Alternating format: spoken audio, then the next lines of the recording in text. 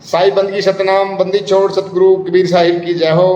आज हम जानेंगे एक सत्संग के माध्यम से सतगुरु नितिन साहिब से कि मन की तरंग मार लो, मन की तरंग मार लो, हो गया भजन। आदत बुरी सुधार लो, हो गया भजन। आए हैं हम कहाँ से, जाना हमें कहाँ है, बस ये बात विचार लो, हो गया भजन। तो सतगुरु नितिन साहिब जी आज इस वाणी के द्वारा सारे के सारे वेद खोले। कार मेरे प्यारे भाइयों, मेरे परम पिता परमात्मा के प्यारे जीव हंसों, मैं बंदी छोड़ से यही अरदास करता हूं कि आप सब मेरे भाइयों का इतना विवेक बढ़ जाए कि मेरी कही एक एक बात को अच्छी तरह विचार करके, समझ के, बूझ के सत्य असत्य का निर्णय कर पाओ। मैं बस यही अरदास करता हूं मालिक से, यही अरदास करता हूं बंदी छोड़ से। तो मेरे भाइयों, आज जो हम वाणी लेने जा रहे हैं, ये बहुत इंपॉर्टेंट वाणी है हर उस सत्संगी के लिए जो किसी भी गुरु से नाम दीक्षा लेके भक्ति कर रहा है। किसी भी गुरु के पास कोई भी नाम लेके भक्ति कर रहा है, उसके लिए ये वाणी बहुत इंपॉर्टेंट है, क्योंकि इस वाणी के माध्यम से उसने अपने जीवन को कैसे ढालना है, एक भगत के जीवन में क्या होना चाहिए और क्या नहीं होना चाहिए, इस वाणी के माध्यम से आपको हर चीज समझ में आएगी। बहुत इंपॉर्टेंट वाणी है, इसलिए पूरे विवेक के द्वारा इस वाणी को समझना है और अपना हित और अहित दोनों पे विचार करना है कि हमारा हित कहां है और हमारा अहित कहां है। क्योंकि ये दुनिया है मेरे भाई, ये दुनिया जीने नहीं देती, ये कुछ ना कुछ अड़ंगा लेके बैठी ही रहती है तुम्हारे जीवन में अड़ंगे डालने के लिए। लेकिन ये तुम्हारे ऊपर निर्भर करता है कि तुम इस दुनिया के जाल में फंसोगे या नहीं, क्योंकि सारे फैसले तुमने करने हैं।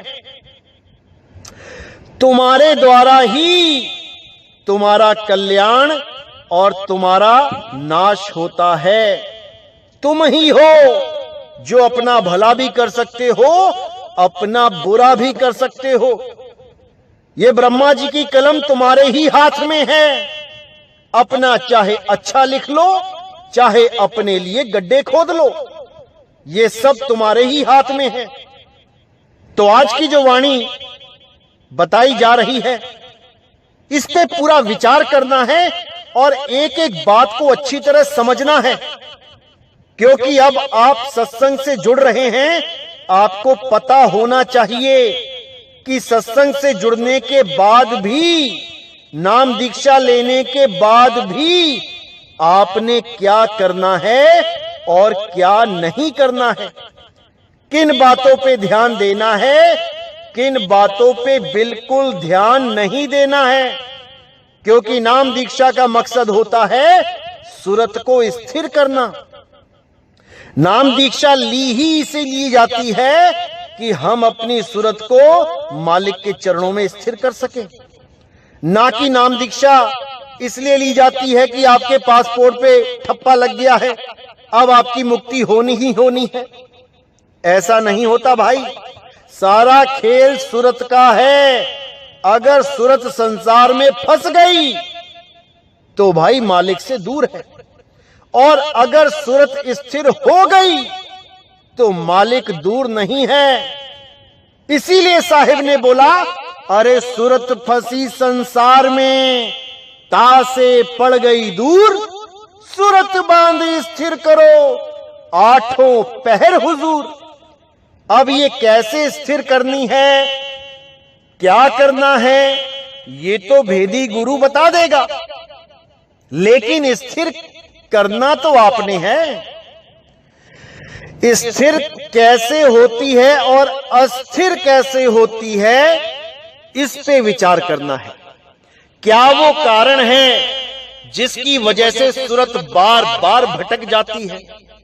ध्यान करते हैं, ध्यान धरते हैं, ध्यान लगता नहीं। क्यों?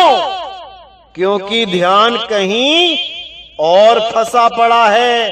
कैसे लगेगा? डॉक्टर ने कह दिया किडनी फेल है, 1000 रुपए की डिश खा लो, लेकिन ध्यान किडनी में है, डिश का स्वाद ही नहीं आएगा।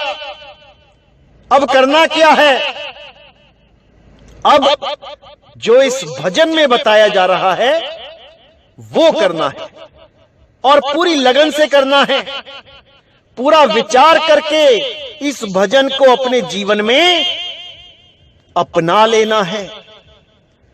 इस भजन के द्वारा आपकी 99% दुविधाएं खत्म हो जाएंगी। अब मात्र 1% जो बची वो आपके हाथ में है कि आपने अमल करना है कि नहीं करना है। अगर आपने इस भजन पे अमल कर लिया तो सारी दुविधाएं खत्म, 100% काम खत्म। और अगर आप इस पे अमल नहीं कर पाए तो मेरे भाई अब भटकने के अलावा और कोई रास्ता नहीं है।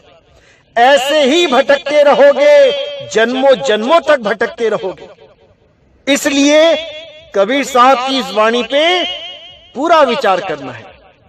तो आइए सुनते हैं क्या कहती है वाणी। मन की तरंग मार लो, बस हो गया भजन, आदत बुरी सुधार लो, बस हो गया भजन। आए हो तुम कहां से, जाना तुम्हें कहां है, इतना ही विचार लो, बस हो गया भजन। मन की तरंग मार लो, बस हो गया भजन। पूरी गहराई से समझना है। मात्र 2 लाइनें हैं, लेकिन इसके पीछे इतना बड़ा कारण है कि लोगों का भजन नहीं बन पाता। नाम दीक्षा लेते हैं लेकिन भजन ही नहीं बन पाता। फिर कहते हैं कि कुछ होता ही नहीं है। 1 साल हो गया, 2 साल हो गए, 10 साल हो गए, कुछ होता ही नहीं, कुछ बनता ही नहीं। तो वाणी क्या समझा रही है? मन की तरंग मार लो, बस हो गया भजन, आदत बुरी सुधार लो, बस हो गया भजन। जितनी भी ये गंदी आदतें हैं उसको पहले कंट्रोल करो। मीट खाते हो, मीट छोड़ो। दारू पीते हो, दारू छोड़ो। बीड़ी, सिगरेट, जर्दा, तंबाकू, गांजा, भांग, अफीम, कुछ भी नशीली चीजें हैं उसको छोड़ो। उसके बाद सूरत को स्थिर करना सीखो। अब छोटी सी बीड़ी तुम्हारी सूरत को भगा भगा के गलियों में, दुकानों पे धक्के खिलवा रही है, तो भजन क्या बनेगा? तो सूरत कैसे स्थिर होगी? इसीलिए बोला कि मन की तरंग मार लो, बस हो गया भजन, आदत बुरी सुधार लो, बस हो गया भजन। ये मन 10 बार बोल दे दिन में कि आज दारू पीते हैं, नहीं पीना। बार बार बोले बीड़ी पीनी है, नहीं पीनी। बार बार बोले गांजा पीना है, नहीं पीना। फिर देखो क्या होता है। एक दिन परेशान होगा, दूसरे दिन परेशान होगा, तीसरे दिन होगा, धीरे धीरे धीरे धीरे स्थिर होने लग जाएगा। धीरे धीरे सूरत स्थिर होने लग जाएगी, मन का साथ छोड़ देगी और फिर सूरत शब्द में स्थिर होना शुरू हो जाएगी। तो कहते हैं मन की तरंग मार लो, बस हो गया भजन, आदत बुरी सुधार लो, बस हो गया भजन। आए हो तुम कहां से, जाना तुम्हें कहां है, इतना बस विचार लो, हो गया भजन। तुम इस देही में आए कहां से हो और देही छोड़ के कहां जाओगे, तुम इस पे विचार कर लो, बस हो गया भजन। कहां परमात्मा को ढूंढने के लिए बाहर भटक रहे हो, कहां गलियों गलियों में, नदियों नालों में ढूंढ रहे हो, कहां बन बन में ढूंढ रहे हो। अरे भाई, वो तुम्हारी आत्मा में विराजमान है, वो तुम्हारे घट में है और तुम उसे बाहर ढूंढते हो। वो ऐसे कभी नहीं मिलने वाला। उसको खोजना है तो पहले खुद की खोज करो। खुद को जानो मैं क्या हूं, क्या मैं 5 तत्वों का शरीर हूं? बिल्कुल नहीं। जब तक मैं खुद को नहीं जान पाया तब तक मैं परमात्मा को नहीं जान पाऊंगा, क्योंकि मेरा परमात्मा मेरी आत्मा में वास करता है। अरे तेरा साईं तुझ में है, जाग सके तो जाग। तेरे शरीर में नहीं है, तेरी आत्मा में है। पहले आत्मा का ज्ञान पकड़ो, आत्म ज्ञान को जानो, आत्म ज्ञान को पहचानो, तब जाके उस मालिक का दीदार होगा। इससे कोई फर्क नहीं पड़ता कि आप हिंदू हो, आप मुसलमान हो, आप सिख हो, आप ईसाई हो। अरे भाई, जो हड्डी हिंदू में है वही हड्डी मुसलमान में है, जो खून हिंदू में है वही मुसलमान सिख ईसाई में है, जो 5 तत्वों का शरीर हिंदू ने लिया है वही 5 तत्वों का मुसलमान सिख ईसाई लेके बैठे हैं। लेकिन इन सब में से कोई भी शरीर नहीं है। शरीर तो एक रथ है और उस रथ को चलाने वाला ये जीवात्मा है। इसी को गीता में शर पुरुष और अक्षर पुरुष कह के बयान किया गया है कि हे अर्जुन, इस संसार में 2 प्रकार के पुरुष हैं, एक शर और एक अक्षर। शर पुरुष तो सबके शरीरों को मानो जो नाशवान हैं, और अक्षर अविनाशी उस जीव को मानो जो इन रथों का, जो इन शरीरों का स्वामी है। यही ओम और सोहम कहलाते हैं। इसी को गरीबदास जी ने बोला है, ओहम काया मरमर जाए, सोहंग फिर गोता खाए। ये काया जब छूटती है तो जीव को समझ नहीं आता कि अब क्या किया जाए, क्योंकि वो अपने स्वरूप को ना जानकर अपने आप को शरीर मान बैठता है। और जब शरीर मानता है तो शरीर खत्म होने का भय भी होता है, क्योंकि जीव अवस्था में भय खत्म हो ही नहीं सकता। जीव अमर अविनाशी है, लेकिन भय में रहता है, निर्भय नहीं है। इसीलिए साहिब ने बोला, जीव सोई जो जुग जुग जीवे, उत्पत परलय माही, देह धरे भर में 84, निर्भय कब हूं नाही। अब इसको निर्भय पद में लाने के लिए क्या करना है? इसके पद को उच्च कर देना है। यानी अब तीसरे पुरुष का जिक्र करते हुए गीता में बोला गया, हे अर्जुन, इन दोनों में से पूजनीय कोई नहीं है, उत्तम पुरुष तो अन्य है। वो तीसरा पुरुष कौन है? वो शुद्ध चैतन्य स्वरूप आत्म देव है, और उसी आत्म देव में परमात्मा का वास है। इसी को समझना है। जब तक ये सूरत शरीर को पकड़ के बैठी है, ये अज्ञानता में है, और जब ये सूरत शब्द गुरु को पकड़ लेती है तो ये ज्ञान में आ जाती है। अब इसी को समझना है। इसी का भेद बताते हुए कबीर साहब ने बोला कि ये जो अक्षर सूरत है, ये अज्ञानता की नींद में डूबी हुई है। इसी को कबीर सागर में सृष्टि रचना के आधार पे समझाया गया कि अक्षर पुरुष जो है उसे नींद आ जाती है, और नींद में काल भगवान की उत्पत्ति हो जाती है, यानी शरीर उत्पन्न हो जाता है। इसी को कबीर साहब ने बार बार समझाया कि जब तक ये अक्षर पुरुष सोता रहेगा, बार बार सोता रहेगा, ये काल भगवान बार बार पैदा होता रहेगा।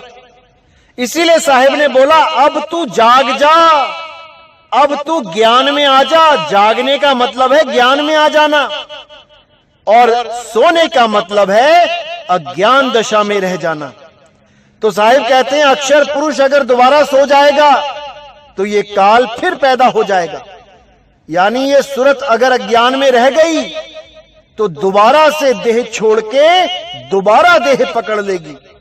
इसीलिए साहिब कह रहे हैं, मैं कहता हूं जागत रहियो और तू जाता है सोई रे, तेरा मेरा मनवा कैसे एक होई रे। तेरा और मेरा मन एक नहीं हो पाएगा। यानी जो ज्ञान में समझा रहा हूं वो तू समझ ही नहीं पा रहा।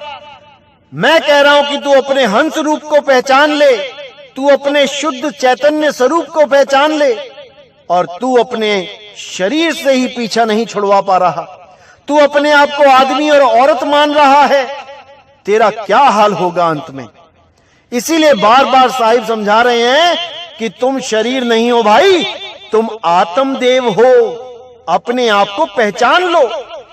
यही कृष्ण जी बार बार समझा रहे हैं अध्याय 2 में कि हे अर्जुन, ये जितने भी राजा महाराजा सामने खड़े हैं, इनको शरीर मत समझना, ये आत्मदेव हैं। ऐसा कोई समय नहीं था जब ये नहीं थे, और ऐसा कोई समय नहीं आएगा जब ये नहीं होंगे। कैसे नहीं होंगे? आत्म स्वरूप में नहीं होंगे। ऐसा कोई समय नहीं आएगा जब ये आत्म स्वरूप में नहीं होंगे। ये शरीर तो नाशवान है, ये तो अभी युद्ध में सारे शरीर खत्म हो जाएंगे, लेकिन फिर भी आत्मा का बाल बांका नहीं होगा, क्योंकि आत्मा को ना तो कोई शस्त्र काट सकता है, ना अग्नि जला सकती है, ना वायु सुखा सकती है, और ना ही जल इसको भिगो सकता है। इसलिए केवल अपने आत्म स्वरूप को पहचानो और जन्म मरण से मुक्त हो जाओ। यही मूल ज्ञान है, यही गीता का सार है, जो हम सब नहीं समझ पा रहे हैं। अध्याय 2 पढ़ के देखिए क्या लिखा है उसमें, और उस पे अमल कीजिए। तो आगे क्या कहती है वाणी? कोई तुम्हें बुरा कहे तुम सुनकर करो क्षमा, वाणी का सुर संभाल लो, बस हो गया भजन, मन की तरंग मार लो, बस हो गया भजन। अब यहां साहिब ने बिल्कुल क्लियर कर दिया कि कोई तुम्हें बुरा कहे। सबसे इंपॉर्टेंट बात यही है मेरे भाइयों, क्योंकि हमारी जो सूरत है वो स्थिर इसलिए नहीं हो पाती क्योंकि हमें परमात्मा से ज्यादा दुनिया की चिंता रहती है। हमें यह नहीं लगता कि मैं भजन पे नहीं बैठूंगा या मैं भक्ति नहीं करूंगा तो परमात्मा क्या कहेंगे। हमें इससे ज्यादा फर्क पड़ता है कि हमारे बारे में दुनिया ने क्या कह दिया। हाय किसी ने मुझे कहीं गाली तो नहीं दे दी, हाय किसी ने मेरी कहीं बेइज्जती तो नहीं कर दी, हाय किसी ने मेरे लिए कहीं कुछ गलत तो नहीं बोल दिया, मेरी इज्जत का क्या बनेगा।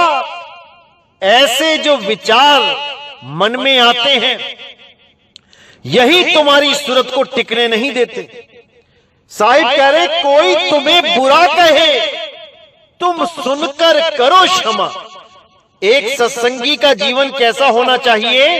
अगर कोई उसके बारे में झूठ सच बोल भी देता है, खुंदक में आके या मानो गुस्से में आके अगर किसी ने तुम्हारे बारे में बुरा बोल भी दिया तो तुम्हारा क्या चला गया, क्या बुरा हो गया तुम्हारा? अरे 52 अक्षर ही हैं। जब वो तुम्हारी तारीफ कर रहा था तब तुम्हारा मन खुश हो रहा था, और जब उसी आदमी ने तुम्हें 4 बातें सुना दी तो तुम्हारा मन दुखी हो गया। इसका मतलब कि तुम अभी मन से ऊपर उठे ही नहीं हो। अभी तुम्हें सुख और दुख यानी मन के नीचे की अवस्थाएं विचलित कर रही हैं। अभी तुम आत्मज्ञान की ABCD भी कवर नहीं कर पाए और बातें कर रहे हैं बड़ी बड़ी। तो इसीलिए साहिब ने कहा कि अगर कोई तुम्हें गलत बोल भी रहा है तो तुम उसको क्षमा कर दो, क्योंकि क्षमा से बड़ा इस दुनिया में और कुछ नहीं है। जो सबसे बड़ा दान है वो क्षमा दान है।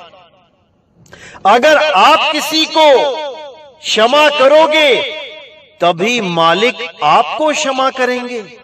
अरे आपने कितने पाप किए हैं, आपने कितने लोगों का दिल दुखाया है, अगर गिनने में आ जाओगे तो पूरा जीवन निकल जाएगा।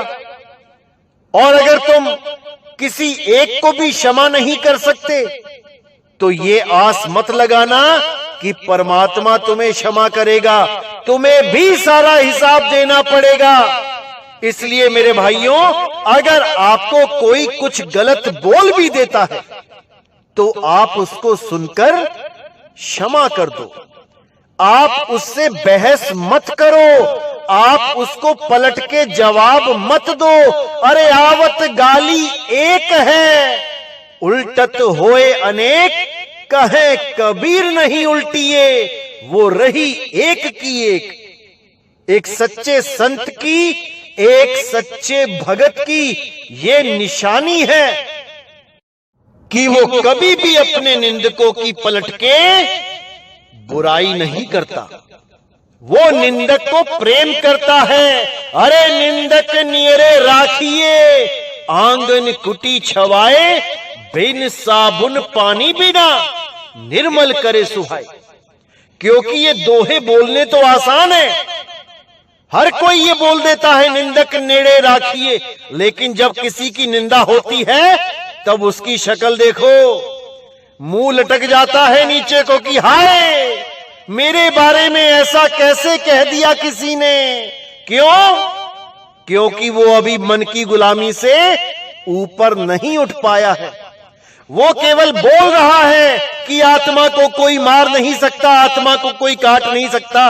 अरे भाई, आत्मा को कोई दुखी भी नहीं कर सकता, आत्मा का कोई अपमान भी नहीं कर सकता, आत्मा को कोई जलील भी नहीं कर सकता। कितना ही जोर क्यों ना लगा ले, आत्मा को कुछ नहीं होता, क्योंकि आत्मा सुख दुख से परे है। ये मन सुख और दुख में फंसा है। अगर किसी की कड़वी बातें सुन के आपको दुख होता है तो समझ जाना अभी भक्ति नहीं बन रही है, अभी बहुत कुछ करना पड़ेगा। अगर किसी के कड़वे वचन सुन के तुम्हें रातों को नींद नहीं आ रही तो समझ जाना अभी दिल्ली बहुत दूर है। याद रखना मेरे भाइयों, खोद खाद धरती सहे और कांट छांट बनराए, कटु वचन साधु सहे और से सहा ना जाए। असली साधु वो होता है जो सारी दुनिया के कड़वे वचन अपने दिल पे सह सकता है, और जो कुछ कड़वे वचन ही नहीं सह पाया वो काहे का साधु है। वो केवल कपड़े पहन के साधु बन गया, अभी उसके दिल में मान बढ़ाई की इच्छा है, अभी उसके दिल में मान सम्मान की इच्छा है। जिस दिन वो मान सम्मान अपमान से ऊपर उठ गया उस दिन वो साधु कहलाएगा, उस दिन वो संत कहलाएगा। अगर उसको एक आम आदमी अपने कड़वे वचनों से हिला दे तो मेरे भाई अभी वो साधु नहीं है, अभी वो संत नहीं है, अभी वो भगत भी नहीं है।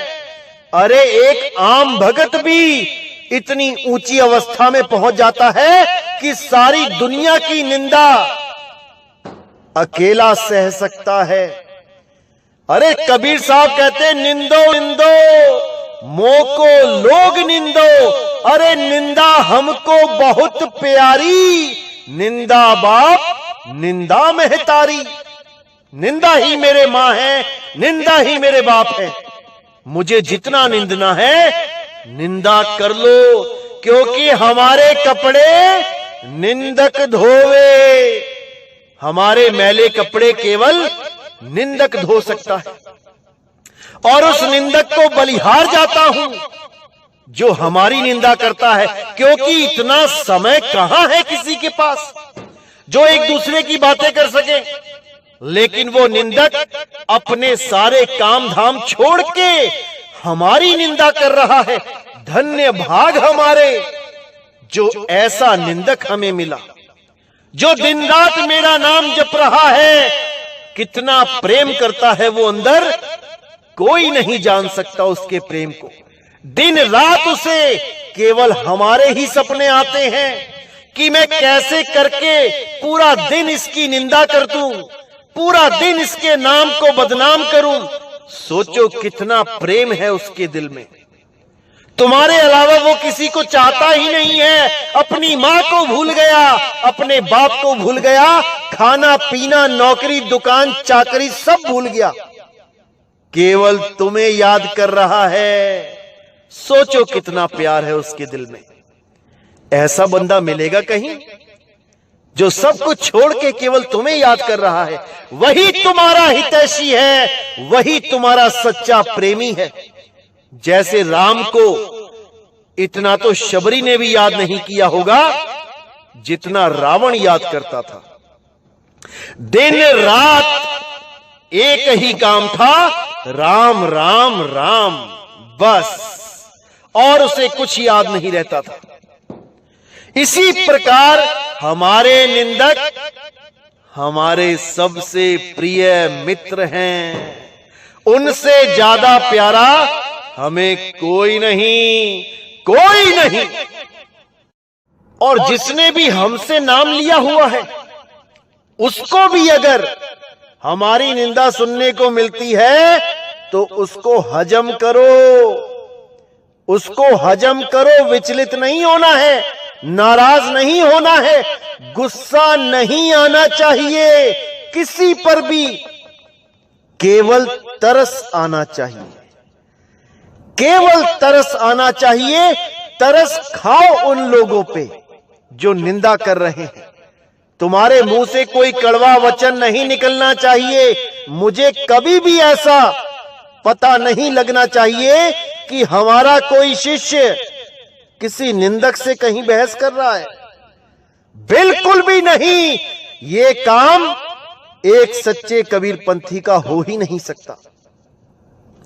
जो भी कबीर पंथ में है, इस भजन को अच्छी तरह समझ लो, इस भजन को अपने जीवन में ढाल लो, क्योंकि ये पहली सीढ़ी है। अगर इतना भी तुम नहीं कर पाए तो मेरे भाई आगे भक्ति बन ही नहीं पाएगी। क्योंकि जैसे ही तुम सूरत को स्थिर करना शुरू करोगे, कोई ना कोई काल का दूत आके तुम्हें एक गाली दे देगा और तुम्हारी सारी भक्ति जीरो। क्योंकि तुम्हें ज्यादा परेशानी इसमें है कि मुझे गलत क्यों बोल दिया, इसमें परेशानी नहीं है कि मुझे परमात्मा क्यों नहीं मिल रहा, वो सब भूल जाओगे। अब इस पे दिमाग चला जाएगा पूरा दिन कि मुझे गलत कैसे बोल दिया, मेरे गुरु को गलत कैसे बोल दिया। अरे किसी का मुंह कोई नहीं पकड़ सकता, जो बोल रहा है बोलने दो। तुम केवल अटल होके अपनी सूरत को अपने शब्द गुरु में लीन रखो, यही तुम्हारा मकसद है। तुम्हारा मकसद यहां पर किसी को गलत साबित करना नहीं है, तुम्हारा मकसद यहां पर किसी से बहस में जीतना नहीं है। तुम्हारा मकसद केवल और केवल परमपिता परमात्मा की साधना करना है। केवल परमात्मा को पाना तुम्हारा मकसद है। यहां पे झगड़े करने नहीं आए हो तुम। अरे किसी ने किसी को कुछ बोल दिया, मुझे ही किसी ने कुछ गलत बोल दिया, तो शांत रहो। शांति में ही शांति है। एक चुप 100 सुख। अगर तुम पलट के जवाब दोगे तो वहां से 1 के 4 जवाब आएंगे, फिर तुम 4 के 16 करोगे, वहां 16 से 16,000 आ जाएंगे और तुम इसी रासलीला में उलझ जाओगे। इसलिए मेरे भाई, जो कोई बोलता है उसे बोलने दो और तुम वो करो जो यहां करने आए हो। इसीलिए साहिब ने बोला, कोई तुम्हें बुरा कहे तुम सुनकर करो क्षमा, वाणी का सुर संभाल लो, बस हो गया भजन। वाणी का सुर संभाल लो यानी अपनी आवाज पे कंट्रोल रखना। कोई ऐसा वचन मत बोल देना कि निंदक को दुख लग जाए, क्योंकि निंदक के भी हृदय में परमात्मा है, उसकी आत्मा में भी परमात्मा है। उसको भी अगर आपने दुखी किया तो समझ लो परमात्मा को दुखी कर दिया। इसलिए किसी को दुखी नहीं करना, अपने लक्ष्य पे अपने मकसद पे फोकस रखना है। जो आप करने आए हो बस वही करते जाओ। कौन क्या कह रहा है छोड़ दो। नहीं अच्छा लग रहा मत सुनो। अगर सुन भी रहे हो तो देखो कि इसको सुनकर भी मैं स्थिर रह पा रहा हूं कि नहीं। ये तो सबसे बढ़िया मीटर मिल गया तुम्हें। गुरु की निंदा सुन रहे हो कोई बात नहीं, सुनो, लेकिन अपने मन को देखो कि विचलित तो नहीं हो रहा। तुम्हें क्रोध तो नहीं आ रहा उसके ऊपर जो तुम्हारे गुरु के बारे में गलत बोल रहा है। बिल्कुल नहीं आना चाहिए। अगर आ रहा है इसका मतलब अभी तुम में बहुत कमी है। अभी बहुत कुछ करना पड़ेगा तुम्हें इस मन को स्थिर करने के लिए। तो आगे साहिब क्या कह रहे हैं, अच्छी तरह समझ लो और इसे जीवन में धारण कर लो। क्योंकि मेरे भाइयों ये जितने भी विरोधी हैं ये सब हमारे लिए ही तो काम कर रहे हैं। ये सब परमात्मा के प्रचार में ही तो लगे हुए हैं। पूरा दिन नितिन नितिन नितिन करते हैं और बिना दिहाड़ी लिए बिना पैसा लिए पूरा दिन मेरा नाम लेके प्रचार करते हैं। आप यकीन नहीं करोगे, हजारों फोन आते हैं मुझे, हजारों, और बोलते हैं कि आपका सत्संग सुन के हमारे तो रोंगटे खड़े हो जाते हैं। आपका सत्संग सुन के हमारा जीव जाग गया, हमें सत्य असत्य का पता लग गया। हमें गीता का ज्ञान आज तक सुनते सुनते कई साल हो गए थे, लेकिन अब जाके समझ में आया कि हमें गीता क्या कह रही है। हमें गुरु ग्रंथ साहब का ज्ञान अब समझ में आया, बाइबल अब समझ में आ रही है, कबीर साहब की वाणियां अब समझ में आ रही हैं। और जब मैं इनसे पूछता हूं भाई तुम्हें ये सत्संग किसने भेजे, क्या कोई तुम्हारा रिश्तेदार है जिसने यहां नाम लिया हुआ है हमारे यहां से, उसने भेजे, या कोई तुम्हारा मित्र है, तो वो कहते हैं अरे नहीं भाई ऐसा कुछ नहीं है। हमने तो फेसबुक और व्हाट्सएप पे और यूट्यूब पे आपके नाम के आगे गंदी गंदी गालियां उल जलूल लिखा हुआ देखा और बहुत से लोग आपके खिलाफ बोल रहे हैं। तो हमें लगा कि आखिर ये कौन है, किसको इतना बुरा बोला जा रहा है, आखिर क्या कर दिया इस भाई ने। तो हमने जब आपके बारे में सर्च किया, यूट्यूब पे सत्संग मिले और जब वो सुनने शुरू किए तब हम सिर पे हाथ रख के बैठ गए कि अरे भाई इसको गालियां दी जा रही हैं, जिसने इस मनुष्य चोले का भेद खोल दिया, जिसने इस मनुष्य चोले का असली लक्ष्य सारे समाज में रख दिया। सारे गुरुओं ने सबको उलझा के रखा था और इस अकेले ने सबको सुलझा के रख दिया। उसके खिलाफ इतनी गालियां, इतना बुरा बोला जा रहा है उसको। तो वो भी कहते हैं कि अब हमें यकीन हो गया कि उस जमाने में संतों के साथ कैसा व्यवहार होता होगा। उन संतों को जहर तक पिलाया गया, उन संतों को सूलियों पे चढ़ाया गया, उन संतों की गर्दनें तक काट दी क्योंकि वो सत्य बोलते थे, क्योंकि उन्होंने सत्य का डंका बजाया, उन्होंने पाखंडवाद को मिटाया। इसीलिए आपका भी इतना विरोध होता है। लेकिन हमें इन लोगों से फायदा हो गया क्योंकि हम आपके साथ जुड़ गए। अब ये क्या बोलते हैं, क्या कहते हैं, उससे हमें कोई मतलब नहीं। हमें जो इस मनुष्य चोले में चाहिए था हमें मिल गया। तो एक भाई है, ऐसी तो हजारों ऑडियो आती है, लेकिन इस भाई की ऑडियो में चलाना चाहूंगा। आप सुनिए क्या कहता है ये भाई। साहिब गोविंदगी सर, मैंने आपके खिलाफ एक वीडियो देखा, वो आपको पाखंडी पाखंडी कह रहा है सर, मेरे को उस पर तरस आ रहा है। साहिब उसको सतबुद्धि दे, सतनाम सत साहिब। नेकी सभी के साथ में बन जाए तो करो, मत सरबदी का भार लो, बस हो गया भजन। इतना ही विचार लो, बस हो गया भजन। मन की तरंग मार लो, बस हो गया भजन। यानी अगर तुम किसी के साथ नेकी नहीं कर सकते तो भाई बदी भी मत करो।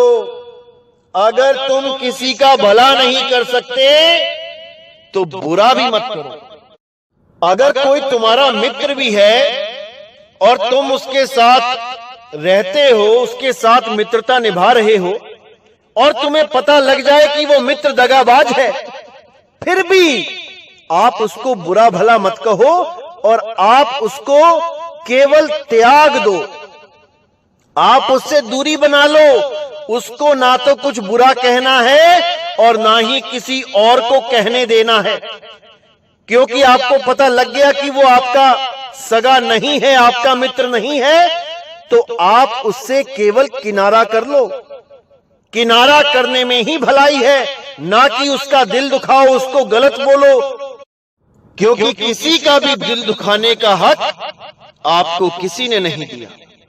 परमात्मा चाहते हैं कि मेरे सारे बच्चे अपने एक साथ रहें, बिना धर्म जात पात के भेद के इस दुनिया में शांति से रहें और भक्ति करके सदा सदा के लिए मुक्त हो जाएं। परमात्मा तो हमेशा से ही यही कहते आए हैं, कबीर खड़े बाजार में सबकी चाहें खैर, और ना काहू से दोस्ती ना काहू से बैर। अगर दोस्ती रखनी है तो रखो, अगर दोस्ती नहीं रखनी है तो बैर भी मत रखो। कोई जरूरी नहीं कि सारे दोस्ती रहे तुम्हारे या सारे दुश्मनी बने तुम्हारे। अपने काम से काम रखो। जो कार्य आप यहां करने आए हो उसको आप निपटाओ और इस दुनिया को सदा के लिए अलविदा कह के निकल जाओ। अरे यहां बड़े बड़े राजा नहीं बचे, आप यहां पर कैसे रहोगे? बड़े बड़े ऋषि मुनि नहीं यहां पे रह पाए, आप यहां पर कैसे रहोगे? सबका समय आने वाला है, सबको जाना पड़ेगा। जाने से पहले बस एक काम पूरा करके जाना है कि हमारी सूरत शब्द में टिक जाए, बस। इसके अलावा कोई मान अपमान हानि लाभ मकान दुकान, अरे भैया कुछ साथ नहीं जाने वाला, सब यहीं रह जाएगा। आज बड़े बड़े मान सम्मान प्राप्त कर रहे हो, कल को तुम्हारी फोटो के ऊपर माला पड़ जाएगी। और आज यहां पर तुम्हें लग रहा है कि हाय मुझे ऐसे बोल दिया वैसे बोल दिया, मुझे गालियां दे दी, कल को वही लोग तुम्हारी तारीफ करेंगे जब तुम इस दुनिया से चले जाओगे। वही लोग कहेंगे बहुत अच्छा था, बहुत बढ़िया बंदा था। उससे कोई फर्क नहीं पड़ता। तुम यहां पर मान और अपमान इकट्ठा करने नहीं आए हो, तुम यहां पर केवल अपना बिगड़ा हुआ कार्य संवारने आए हो। जो सूरत तुम्हारी भटक गई है उसको स्थिर करने के लिए आए हो। इसीलिए इंसानी चोला मिलता है और कोई चोला इसीलिए नहीं मिला आपको ताकि आप इस कार्य को इस बार पूर्ण कर पाएं। लेकिन हम छोटी छोटी बातों से विचलित हो जाते हैं। इसलिए मेरे भाइयों, अच्छी तरह इस चीज को समझ लो कि इन चक्करों में नहीं पड़ना है। कोई कुछ बोलता है, बोलने दो, उसका मुंह है, परमात्मा ने उसको बोलने की ताकत दी है। वो अच्छा बोल रहा है या बुरा बोल रहा है, वो सच बोल रहा है या वो अपने मन की भड़ास निकाल रहा है, झूठ बोल रहा है, बिना सबूतों के बात कर रहा है, करने दो। तुम्हें कोई फर्क नहीं पड़ना चाहिए। तुम केवल भक्ति करो, अपने मालिक को याद करो, बाकी सब उस परमात्मा पे छोड़ दो। वो बद्दी छोड़ है, वो जानी जान है, वो सब जानता है। तो आगे क्या कहती है वाणी? सिद्धांत साफ साफ सदगुरु कबीर का, निज हंस रूप धार लो, बस हो गया भजन, मन की तरंग मार लो, बस हो गया भजन। यानी यहां पे बिल्कुल साफ क्लियर कर दिया मालिक ने कि हमारा एक ही सिद्धांत है इंसानी चोले का कि अपने निज हंस स्वरूप को धारण कर लो। जो शरीर तुमने धारण कर लिया है वो ही तुम्हारी भूल है। अब इस भूल को हमने ठीक करना है। कैसे कर पाएंगे? जब हम अपने निज स्वरूप को प्राप्त कर पाएंगे। और निज स्वरूप को प्राप्त करने के लिए हमें एक भेदी गुरु की जरूरत पड़ती है जो हमें हमारा ही भेद बताता है कि क्या है हमारा निज स्वरूप और क्या है हमारा देह स्वरूप। क्योंकि देह स्वरूप को जब तक आप अपना स्वरूप मानोगे, मुक्ति कभी नहीं मिल सकती। क्योंकि जैसे ही देह छोड़ने की बात आएगी, आप एकदम विचलित हो उठोगे कि मैं शरीर कैसे छोड़ूं, मैं शरीर को छोड़ के कहां जाऊं, चाहे कोई किसी भी धर्म का क्यों ना हो, विचलित हो जाएगा। उसको समझ नहीं आएगा अब क्या करूं, कौन सा मंत्र जपूं, किसके पास जाऊं। लेकिन अगर भेदी गुरु उसके जीवन में आ चुका है तो वो उसको तरीका बता देगा कि बेटा जैसे ही अंत समय आएगा तुमने वो करना है जो मैं तुम्हें समझा रहा हूं। उसके बाद केवल शरीर को त्यागना शेष रह जाता है। अपने स्वरूप को प्राप्त करके इस शरीर को केवल त्यागना है, मरना नहीं है। कोई नहीं मरेगा, केवल इस शरीर को त्यागेगा। और त्याग के कहां जाना है ये भेदी सतगुरु आपको बता देगा। अब आपका आना जाना सदा के लिए समाप्त हो जाएगा। साहिब कहते हैं, अरे कहां से आया कहां जाएगा, खबर करो अपने तन की। अरे सतगुरु मिले तो भेद बतावे, खुल जावे अंतर खिड़की। वो ज्ञान रूपी चक्षु खुल जाएगा और तुम्हें समझ में आ जाएगा कि मैंने कहां जाना है। और उसके बाद कोई भी शरीर धारण करने की आवश्यकता ही नहीं रह जाएगी। क्योंकि उसके बाद ना कहीं आना ना कहीं जाना, आपे में आप समाना। और कैसे समाओगे? विहंगम चाल से। अब ऐसे भी कई अज्ञानी जीव हैं जो ये बोलते हैं कि नितिन दास कहता है ना कहीं आना ना कहीं जाना, आपे में आप समाना, और फिर पक्षी की तरह उड़ा भी देता है विहंगम चाल से। पक्षी तो उड़ के चला गया। अरे मेरे भाई, पक्षी तो पहले ही उड़ के गलत जगह बैठा हुआ है। इसको यहां से उड़ाना है जहां पर ये बैठ गया है, और कहां पहुंचाना है? जहां पे उसका निज स्वरूप है। जैसे तुम शीशे के सामने खड़े हो और तुम्हारी सूरत शीशे में है। अब शीशे से हटा के विहंगम चाल से तुम्हें तुम तक ही पहुंचाना है। तो शीशे से हटके तो खुद तक आना ही पड़ेगा, या शीशे में ही रह जाना है। इसको नहीं कहेंगे ना कहीं आना ना कहीं जाना। जा तो तुम चुके हो, अब तुम्हें वापस तुम्हारे स्वरूप तक लेके आना है। इसको कहते हैं ना कहीं आना ना कहीं जाना। यानी अब तो ना इस दुनिया में वापस आना है और ना ही किसी सतलोक, अलखलोक, अगमलोक, अनामी लोक, शिवलोक, ब्रह्मलोक कहीं भी जाना है। अब ना कहीं आना ना कहीं जाना, और रूप में रूप समाना। अपने ही स्वरूप में, अपने हंस स्वरूप में हमने समा जाना है। लेकिन हंस देही मत समझ लेना कहीं कि छठी देही हंस देही को अपना स्वरूप समझ लो। इसके ऊपर भी अभी सत्संग करूंगा मैं, क्योंकि बहुत से लोग हंस देही को अपना स्वरूप मान लेते हैं, जबकि कबीर साहब ने हंस देही का भी खंडन किया हुआ है। क्योंकि वो भी देही है, विदेही नहीं है। तो मेरे भाइयों, अच्छी तरह समझना है, ये भजन बहुत इंपॉर्टेंट है मालिक का, ये वाणी बहुत जरूरी है। इसको अपने जीवन में उतार लो, अपना लो इसको, इसकी चादर बना के ओढ़ लो। तभी तुम्हारे जीव का कल्याण होगा, तभी तुम्हारा आत्म कल्याण होगा। तो मेरे भाइयों, हर चीज को गहराई से समझना है और अपने आप को स्थिर रखना है सदा सदा के लिए। तो उम्मीद करता हूं कि मेरी बात आप समझ गए होंगे मैं क्या कहना चाह रहा हूं। अच्छी तरह समझ लो, विरोधी आएंगे, बहुत कुछ बोलेंगे, क्योंकि अब सत्य प्रकट हो चुका है। अब इस सत्य को आपने परखना है और सत्य से जुड़ना है। बाकी कौन क्या बोलता है, इससे आपको 1% भी फर्क नहीं पड़ना चाहिए। तब तो आप भक्ति कर सकते हो, वरना आपके बस की बात नहीं है कि आप यहां से मुक्त हो पाओ। अरे कबीर साहब ने 52 कसनियां दी हैं, आपको 52 अक्षरों की कसनी देनी पड़ेगी, 52 अक्षरों को सहना पड़ेगा, नहीं तो मन ऐसे ही विचलित होता रहेगा।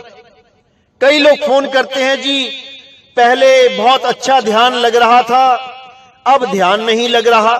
तो मैं पहले यही बात पूछता हूं, क्या भाई घर में किसी का कोई झगड़ा हो गया, या घर में कोई ऐसी विपत्ति आ गई, या कोई परेशानी आ गई, कोई बीमार हो गया या ऐसा कुछ? तो कहती हैं, कुछ लेडीज कहती हैं, हाँ हमारी सास से अनबन हो गई, सासू माँ हमें टोकती रहती है, हमें कुछ ना कुछ नोक झोंक करती रहती है, उसकी बातें हमसे सहन नहीं होती हैं। अरे भाई, अगर उसकी बातें ही नहीं तुम सहन कर पा रहे हो तो तुम भक्ति क्या करोगे?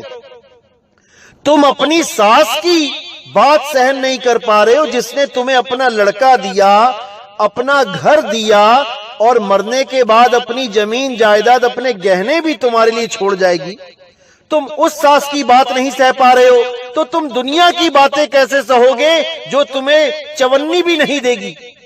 दुनिया तुम्हें चवन्नी भी नहीं देगी और तुम्हारी खाल खींच लेगी बातें सुना सुना के।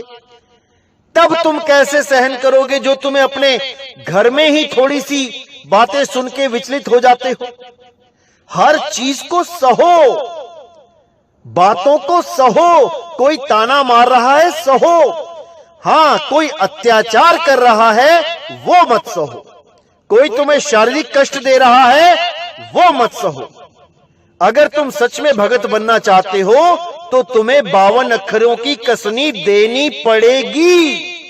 चाहे एक कान से सुन लो मेरे भाई, चाहे दूसरे कान से सुन लो। लोगों की गालियां सहो, लेकिन तुम्हारे मुंह से एक भी गलत शब्द नहीं निकलना चाहिए। उस आदमी के बारे में तुम्हें कुछ नहीं बोलना है जो तुम्हें गलत बोल रहा है। फिर देखो कि तुम्हारे मन में कैसी स्थिरता आती है, फिर देखो कि कैसा भजन बनता है, फिर देखो कि दुनिया की परवाह कैसे तुम्हारे दिमाग से निकलती है और एक मालिक के साथ कैसे जुड़ते हो। तब तुम्हें जीवन में आनंद आएगा, तब तुम समझ पाओगे कि भक्ति क्या होती है। अभी केवल बातों की भक्ति है कि मैंने नाम ले लिया, मैं भगत बन गया।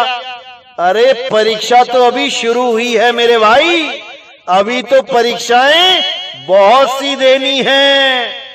देखते जाओ क्या क्या होता है।